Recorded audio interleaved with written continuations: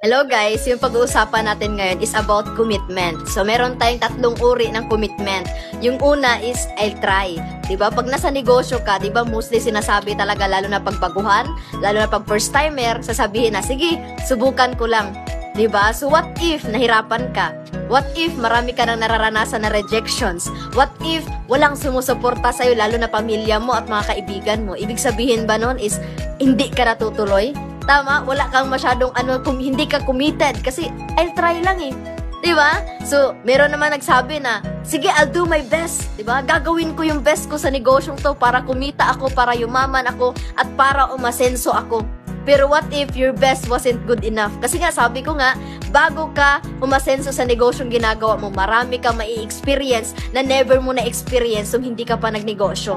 Diba? Dito po, pag nagnegosyo ka, kailangan meron tayong I'll do my best, whatever it takes.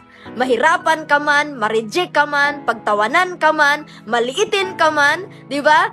Iwasan ka ng mga kaibigan mo, iwasan ka ng mga kakilala mo simula nung nasa negosyo ka, that's fine. That's okay kasi alam mo, yung biggest na supporter mo is mga stranger. Sila pa yung una magtitiwala at maniniwala sa'yo. Sila yung sasabay sa'yo para sa pag-angat mo sa buhay. Kaya kung ako sa'yo ngayon, do it, whatever it takes. Yung mga tamang tao, yung mga taong positibo,